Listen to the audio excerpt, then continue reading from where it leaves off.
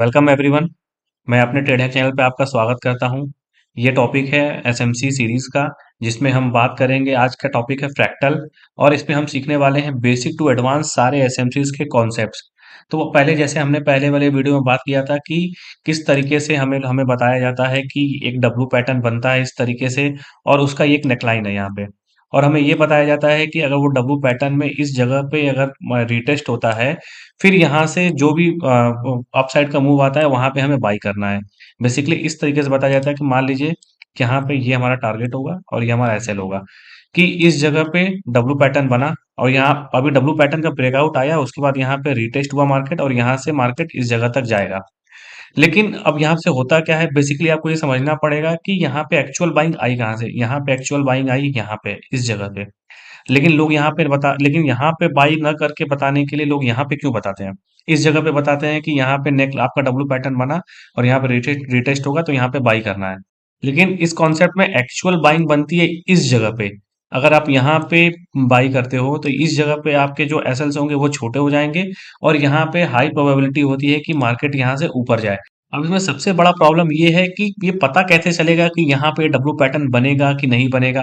उन लोग को तो ये पता होता है कि यहाँ पे ये नेकलाइन होता है, यहाँ से नेकलाइन ब्रेक होगा तो डब्लू पैटर्न बन जाएगा, फिर इसके रिटेस्ट पे बाई करना है। लेकिन यहाँ पे उन्हें ये खुद नहीं पता होता है कि डब्लू पैटर्न बनेगा क्यों, और ये अगर यहाँ पे इस तरीके से टर्न हो रहा है तो ये डब्लू पैटर्न बनेगा कि नहीं बनेगा, क्योंकि डब्लू पैटर्न जब इसको क्रॉस करता है तभी कंफर्म होता है। तो इस वाले सीरीज में हम यही सीखेंगे कि हम किस तरीके से फाइंड करेंगे कि ये डब्लू पैटर्न बनेगा या नहीं बनेगा, और हमारा ट्रेड यहाँ पे एग्जीक्यूट होगा और हमारा टारगेट यहाँ होगा। जैसा कि आप ये देख सकते हो, अब ये जो इमेज आपके सामने है, ये इसको कहते हैं फ्रैक्टल, ठीक।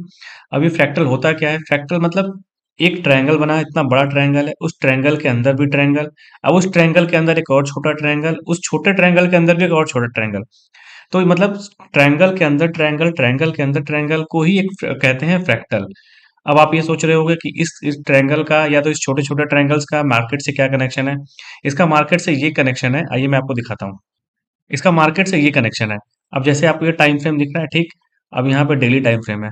डेली टाइम फ्रेम के अंदर, जैसे मान लीजिए कि ट्रायंगल के अंदर ट्रायंगल है, डेली टाइम फ्रेम के अंदर 4 hour, 4 hour time frame frame के अंदर 3 आवर का टाइम फ्रेम है, 3 आवर टाइम फ्रेम के अंदर 1 आवर 15 मिनट्स। ये सब सारे के सारे सेम टू सेम वही उसी कॉन्सेप्ट में है, जैसे फ्रैक्टल है।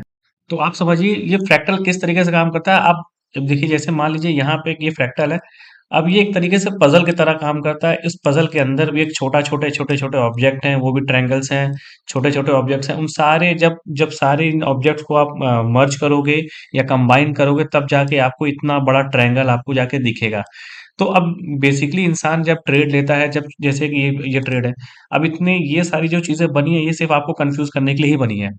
कुछ लोग को 1 मिनट के टाइम फ्रेम पे सेल दिखता है मार्केट, कुछ लोग को 5 मिनट के टाइम फ्रेम पे मार्केट बुलिश दिखता है, और कुछ लोग को 1 आवर के टाइम फ्रेम पे कुछ और दिखता है। तो बेसिकली इतनी सारे जो ट्रायंगल्स है, अब इन सारे जो जब को आप कंबाइन करोगे ना, इन सारे टाइम फ्रेम को कंबाइन करोगे, तब आपको जाके एक्चुअल इमेज मिलेगी। लेकिन अब आपको ये समझना पड़ेगा कि इस जो पजल है, इस तरीके से काम कैसे करेगा, मतलब कैसे इस फ्रैक्टल का यूज करेंगे मार्केट में, और इस टाइम फ्रेम से कैसे यूज करेंगे कि हम जाके इजिली हम वो ये वाला ट्रेड पकड़ सकते हैं, या तो हमें समझ आएगा कि एक्चुअल में कौन से टाइम फ्रेम पे ट्रेड करना चाहिए। तो उसी टॉपिक को लर्न करने के लिए, या उसी कॉन्सेप्ट को हम लर्न करने के लिए हम पढ़ेंगे। आज का जो टॉपिक है वो है फ्रैक्टल। अब समझिए, जैसे इस जगह पे मान लीजिए, पहले मैं ड्राइंग रिमूव कर देता हूँ। अब मान के चलिए प्राइस इस तरीके से ऊपर गया, ठीक। फिर इस तरीके से एक छोटा सा पुल बैक लिया, फिर दोबारा यहाँ पे अपसाइड मूव दिया, फिर यहाँ पे एक पुल बैक देके फिर इस तरीके से मार्केट इस जगह गया। और यही यही है वो जगह जहाँ पे डब्लू पैटर्न ऐसे बनता है। लेकिन प्रॉब्लम ये है कि जैसे प्राइस, ये आपने ऐसे बड़े टाइम फ्रेम पे देख लिया कि प्राइस इस तरीके से जा रहा है, ठीक। और मान के चलिए कि वो यहाँ पे छोटे छोटे कैंडल्स में 1 आवर के टाइम फ्रेम के चार्ट बन रहे हैं, यहाँ पे 3 1 आवर के टाइम फ्रेम के चार्ट वो कैंडल्स बने। अब आपके लिए तो ये पुल बैक है, आपके लिए यहाँ पे एंट्री है, क्योंकि प्राइस इस तरीके से अप ट्रेंड में है, और आपके लिए यहाँ पे एक पुल बैक है। लेकिन अब जो लोग जो छोटे टाइम फ्रेम पे देखते हैं, जैसे मान लीजिए कोई लोग हैं जो 1 मिनट के टाइम फ्रेम पे ट्रेड लेते हैं, ठीक। अब उनके लिए क्या है, आपके लिए ये 1 आवर के टाइम फ्रेम पे 3 कैंडल है, और उनके लिए 1 आवर के टाइम फ्रेम पे उनके लिए 60 कैंडल्स हैं। तो मतलब जितना ज्यादा कैंडल उतना ज्यादा नॉइज, ठीक। अब यहाँ पे अगर 3 1 आवर के कैंडल बन गई, तो उनके लिए बन गई टोटल 180 कैंडल्स। अब यहाँ पे क्या होता है कि अब जैसे मैंने आपको बताया था ना फ्रैक्टल में, कि फ्रैक्टल में क्या होता है कि ट्रायंगल के अंदर ट्रायंगल, ट्रायंगल के अंदर ट्रायंगल, सेम उसी तरीके से जैसे आपके लिए एक बड़ा ट्रायंगल है 1 आवर का, अब उनके लिए उसी 1 आवर के ट्रायंगल में 60 ट्रायंगल्स हैं। तो अब क्या होगा कि उस 60 ट्रायंगल्स में, या तो उस 60 मतलब जो कैंडल्स बन रही हैं, उसमें भी बहुत सारे स्ट्रक्चर्स हैं। अब कोई कुछ स्ट्रक्चर ऐसे बन रहा होगा, फिर नीचे आ रहा होगा, मार्केट इस तरीके से चलती है। तो आपने तो ओवरऑल मार्केट में 1 आवर का टाइम फ्रेम में इतना बड़ा कैंडल देखा, लेकिन उन्होंने 60 कैंडल्स में इतने ढेर सारे स्ट्रक्चर उन्होंने देख लिया। अब क्या है, बेसिकली 1 आवर के टाइम फ्रेम में आप देखोगे तो अगर मार्केट इस तरीके से 1 आवर टाइम फ्रेम में नीचे आ रही है, तो अगर आप नीचे आ रही है, लेकिन अगर उसको आप 1 मिनट के टाइम फ्रेम पे देखोगे ना, तो मार्केट इस तरीके से आपको डाउन ट्रेंड में दिखेगा। अब यहाँ पे यहीं पे लोग कंफ्यूज हो जाते हैं, लोग क्या करते हैं कि यहाँ से सेलिंग करने लगते हैं, इस जगह से सेलिंग करते हैं, और ऐसे सेलिंग करते करते करते करते नीचे आते हैं। और जब हल्का सा भी पुल बैक आता है तो उन्हें ये समझ नहीं आता, उन्हें लगता है कि ये सेलिंग का पुल बैक है जहां से दोबारा से सेल करना है।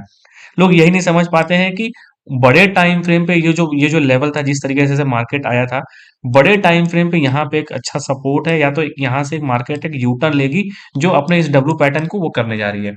तो अब इस तरीके से लोग इस चीज़ समझ नहीं पाते, क्यों? क्योंकि वो इतने पजल में फंस जाते हैं, इतने ढेर सारे डेटा के नॉइज में फंस जाते हैं कि वो सही टाइम फ्रेम को चूज ही नहीं कर पाते हैं।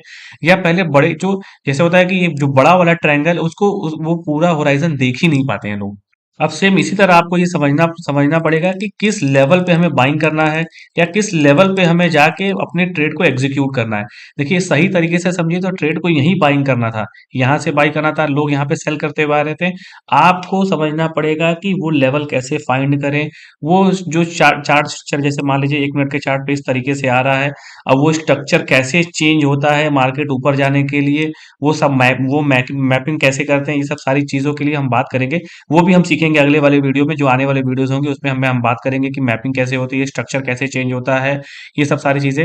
लेकिन बेसिकली ये जो कॉन्सेप्ट था जो मैंने आपको बताया, इसी इसी को कहते हैं फ्रैक्टल। और यहीं से फिर जब यहाँ पे ट्रेड लोगे आप, आपको यहाँ से समझना होगा कि यहाँ पे जो नेचर है ट्रेड का वो चेंज हो गया है, और इस जगह से मार्केट अप साइड के लिए निकलेगा, और छोटे से किसी भी पुल बैक पे आपको ट्रेड लेना है, और यहाँ पे सारे के सारे ट्रेड जो आपके बनेंगे, वो बनेंगे बाइंग साइड के, और आपका जो टारगेट होगा ये वो यही नेक लाइन का होगा। तो समझिए जो स्मार्ट मनी का जो टारगेट है, जहां पे उनका टारगेट आता है, वहां पे रिटेलर्स की एंट्री होती है। इसीलिए इसीलिए कहते हैं कि, अगर आप बहुत जगह सुने होंगे कि लोग कहते हैं कि स्मार्ट मनी जब यहाँ पे रिटेलर्स फंसते हैं, तो वहां पे स्मार्ट मनी अपने आप को एग्जिट लेते हैं। तो एग्जिट कैसे लेते हैं? क्योंकि उन्होंने यहाँ पे बाइंग की होती है, और यहाँ पे जहां पे आप एंट्री करते हो, आपका एसएल क्यों हिट होता है? क्योंकि वहां पे वो एग्जिट कर रहे होते हैं। देखिए जैसे मैंने 1 आवर टाइम फ्रेम वाला जो कैंडल के लिए बताया था, अब इसमें देखिए, अब जैसे समझ लीजिए कि ये 1 आवर का टाइम फ्रेम का कैंडल है, ठीक? ये 1 आवर टाइम फ्रेम का तीनों कैंडल है। अब आपको ये पता है, जब ट्रेंड पता है कि जैसे कि जो भी मार्केट जिस तरीके से चल रही थी, यहाँ पे मार्केट का ट्रेंड ऐसे था, इस तरीके से ऊपर आया, फिर ऐसे नीचे आया, फिर ऐसे ऊपर आया, यहाँ पे एक जस्ट पुल बैक है, जो हमने बात किया था 1 आवर का टाइम फ्रेम का, ये पुल बैक है, ठीक?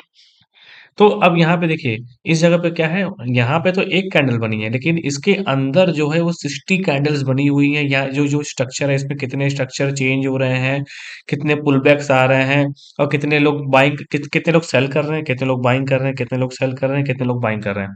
लेकिन आप यहाँ पे बैठे हुए हो, आप क्या देख रहे हो? आप यहाँ से देख रहे हो कि मार्केट बस ऐसे इस तरीके से ऊपर जा रहा है, नीचे आ रहा है, ऊपर आ रहा है, नीचे आ रहा है। इस तरीके से आप यहाँ पे देख रहे हो।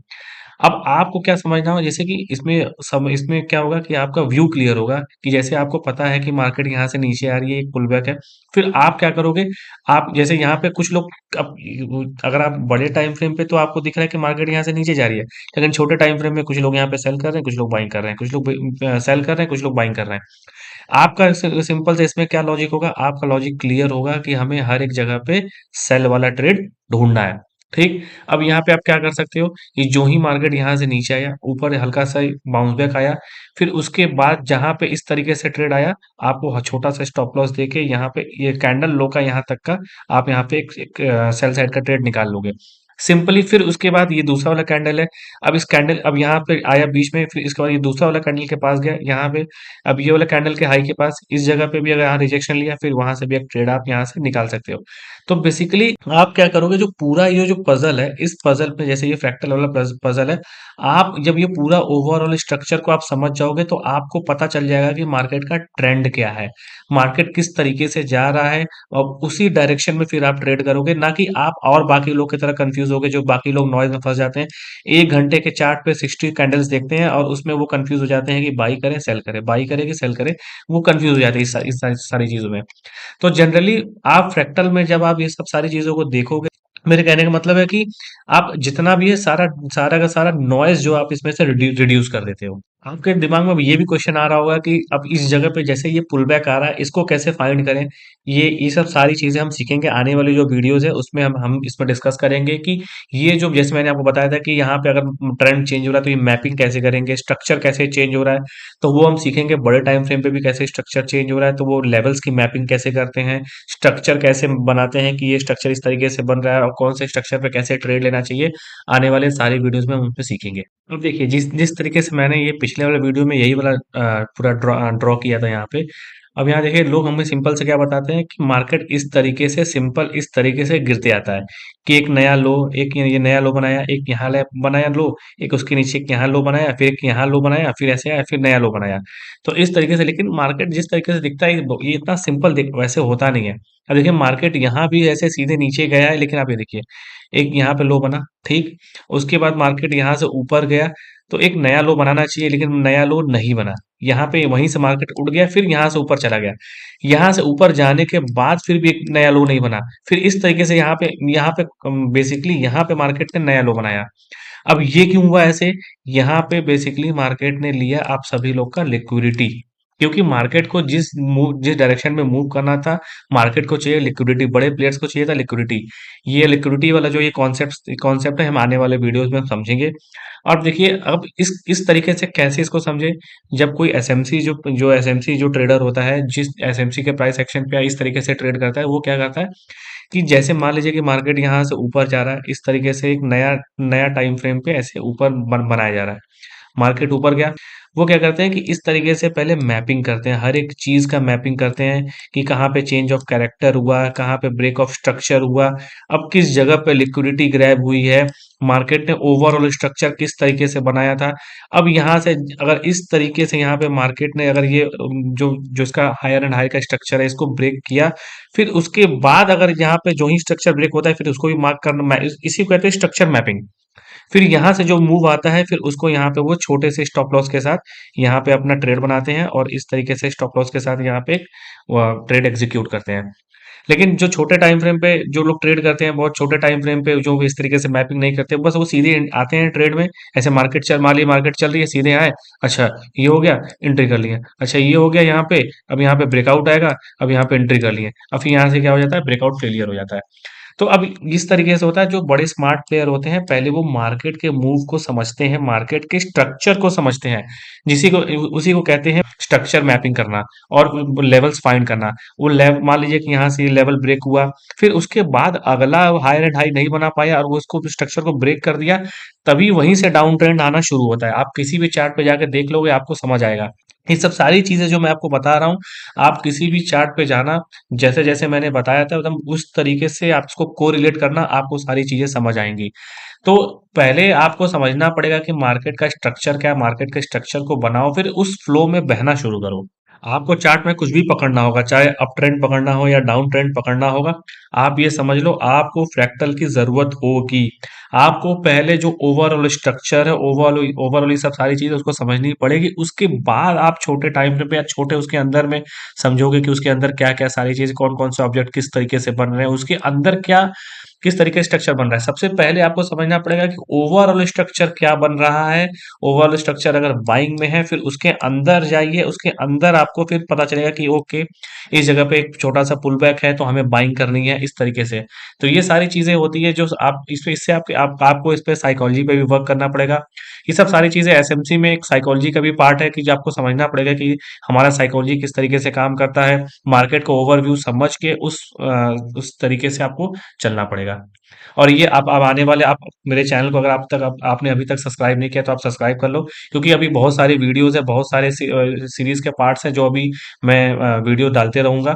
तो आप उस पर आप देखोगे तो आपको बहुत हेल्प मिलेगा, और आप इजीली सारे वीडियोस को देखोगे तो आप कोरिलेट कर पाओगे कि अच्छा इस वीडियो से ये कोरिलेशन है, ऐसे है, और ऐसे ऐसे सारी चीजें आपके कॉन्सेप्ट जो है वो क्लियर होते जाएंगे। Thank you for watching.